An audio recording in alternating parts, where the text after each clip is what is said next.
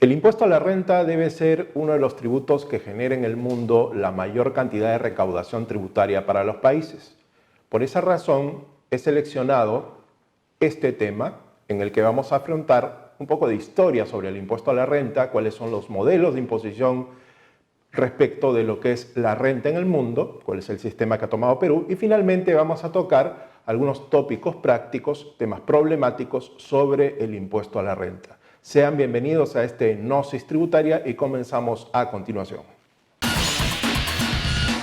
Bien, vamos a comenzar por un tema de revisión histórica de lo que es el impuesto a la renta. Aunque muy pocos lo saben, el impuesto a la renta es una creación inglesa. Como ustedes saben, en esa época Napoleón Bonaparte tenía un movimiento expansionista, quería generar un imperio y por lo tanto uno de los candidatos a ser colonizado, ocupado, imperializado era la Gran Bretaña, ¿no? Inglaterra en este caso, en su momento específico.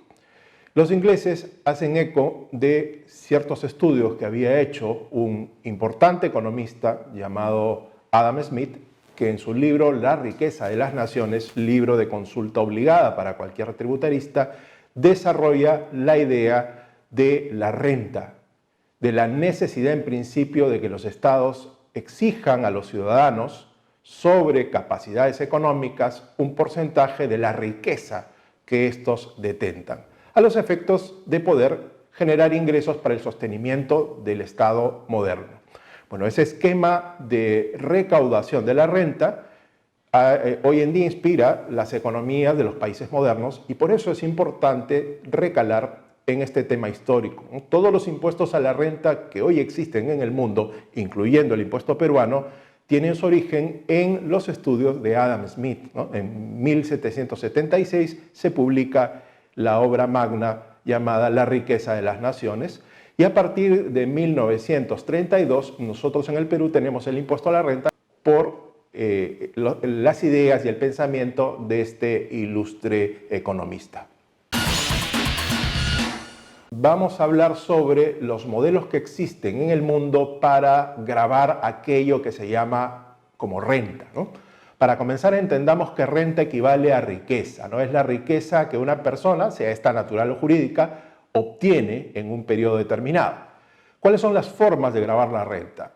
Si nos vamos al modelo más desarrollado, el más amplio, es el creado por los ingleses, es aquel en virtud del cual renta equivale a los ingresos que una persona obtiene en un ejercicio menos los egresos necesarios para generar esos ingresos. O sea, esos egresos se les denomina comúnmente como gastos. Vale decir, ingresos menos gastos vinculados a la generación de estos ingresos dan como resultado dos posibilidades.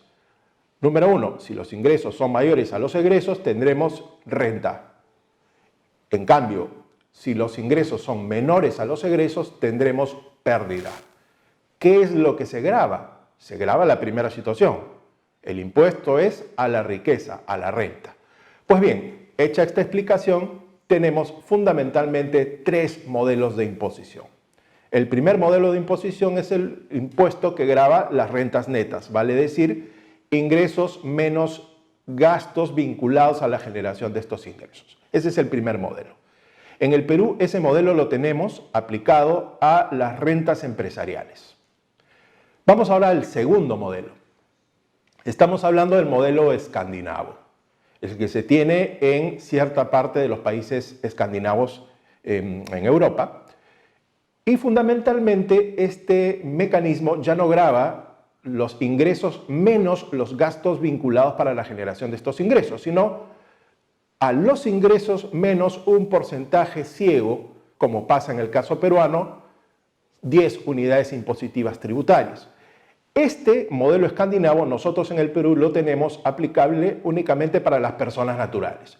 Si ustedes ponen atención en la determinación de su impuesto a la renta como personas naturales, notarán que este esquema escandinavo funciona a plenitud. Vale decir, nosotros declaramos los ingresos gravables, pero no los gastos vinculados en general a la generación de los ingresos, sino, en el caso de las rentas de cuarta categoría, una deducción de 20% equivalente al monto de los ingresos Y en el caso de las rentas de quinta categoría, conjuntamente con las de cuarta, sumadas como rentas del trabajo, tenemos una deducción de 10 unidades impositivas tributarias como tope máximo. Ese es el sistema escandinavo. Y finalmente tenemos un tercer método de imposición a las rentas. A este se le denomina el impuesto plano o flat tax. ¿En qué consiste este sistema? En este caso, el flat tax opera de la siguiente manera. Se graban a una tasa baja los ingresos con deducciones muy puntuales. ¿Cuál es la lógica del impuesto plano flat tax? ¿Saben qué? Es simple, es sencillo, no tiene formalidades.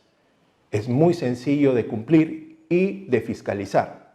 Y este sistema, que podría parecer injusto porque no permite la deducción de mayores gastos, evita desde la perspectiva del Estado la posibilidad de deducciones de gastos falsos o ficticios que podrían estar alimentados por escenarios de defraudación tributaria, entre paréntesis evasión, o casos en los cuales haya presente la muy mentada elusión tributaria.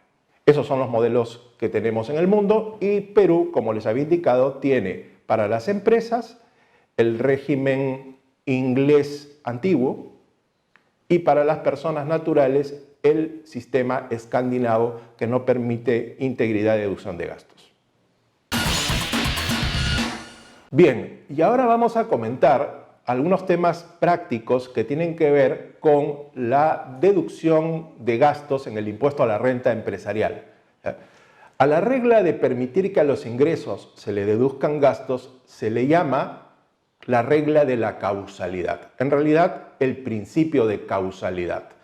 La causalidad hace sentido, tiene relación al ver la mecánica entre un ingreso generado y su causa, el gasto necesario para el funcionamiento, la generación de la renta, de la fuente generadora de renta para ser estrictos, ¿no? Esa es la causalidad, la relación causa-efecto entre el ingreso y el gasto.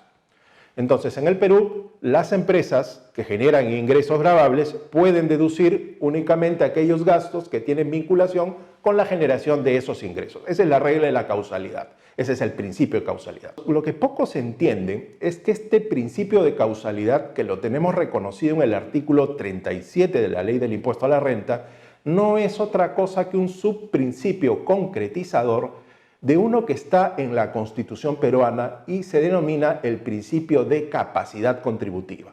En concreto, este principio constitucional de capacidad contributiva le indica al legislador, al que hace los tributos, que cuando vaya a crear un impuesto, como en este caso el impuesto a la renta, elija como manifestación de riqueza gravable la renta. La renta entendida no como el ingreso, sino como el ingreso menos los gastos necesarios para la generación de este ingreso. Vale decir, la utilidad o plusvalía.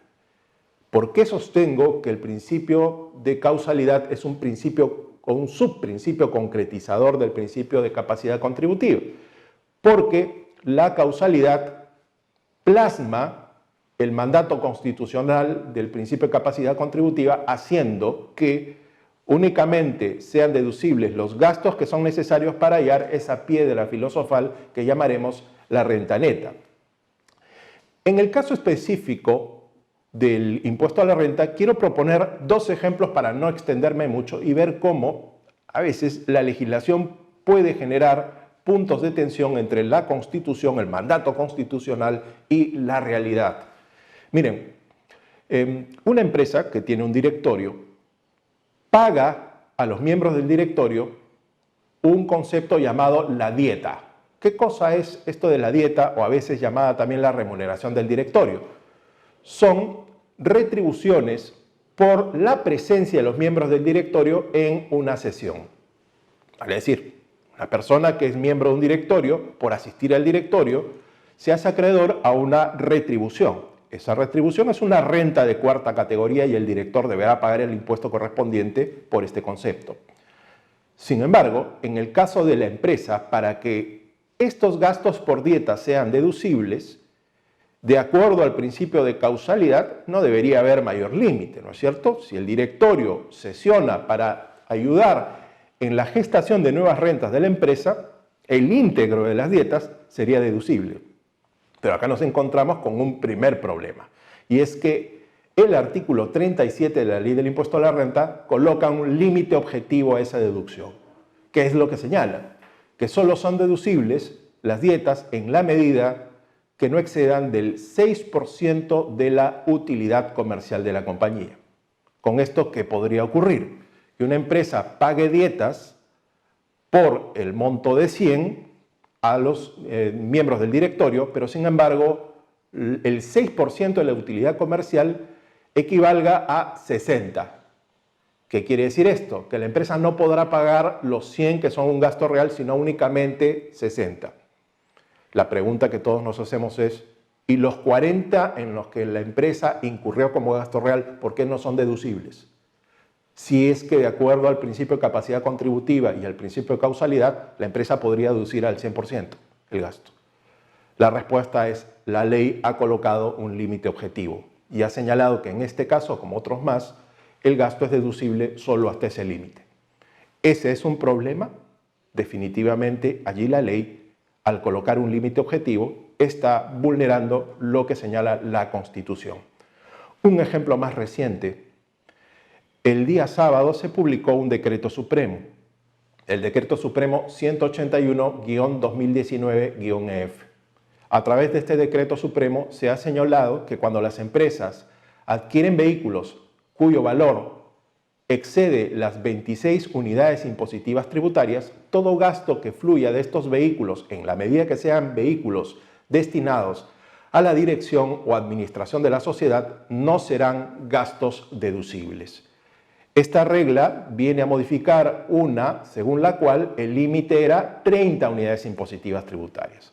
Con esto el Estado, ¿qué está haciendo? A partir del próximo año, las empresas no van a poder deducir gastos por vehículos cuyo valor supere las 26 unidades impositivas tributarias.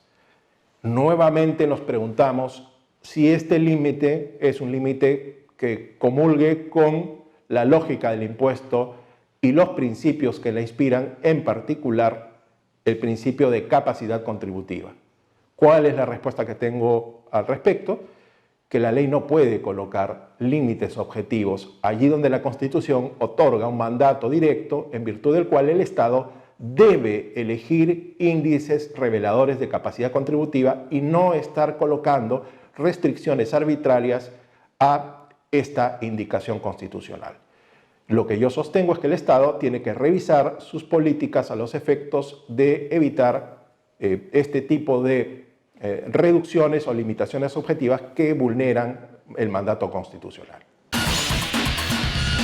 Bien, y quería agradecerles nuevamente por la acogida que estamos teniendo con los programas de Gnosis Tributaria. Muchas gracias, la verdad, por los comentarios, los aportes, las preguntas que nos vienen haciendo. Revisen, es un consejo, un pedido, todos los programas que están almacenados en nuestro canal de YouTube y hagan todas las preguntas, por favor, que les nazca, los aportes que quieran, que serán oportunamente contestados. Cuídense mucho y los espero en el siguiente Gnosis Tributaria. Vamos a comparar el impuesto a la renta en el Perú de una empresa versus el impuesto a la renta de una persona natural. Veamos el caso de Orange. Ingresos, 100. La ley peruana le permite deducir como gastos agua, luz, teléfono y gastos necesarios para su operación. Si los gastos equivalen a 60, la renta de esta empresa será 40. Veamos el caso de Lucas. Ingresos, 100. La ley peruana no le permite deducir agua, luz, teléfono ni gastos necesarios para su subsistencia. Solo puede deducir 10 unidades impositivas tributarias. Su renta sería 90. Comparemos. 40 versus 90. ¿Es esto justo? Este es el mensaje del Gnosis Tributaria del día de hoy. Cuídense mucho.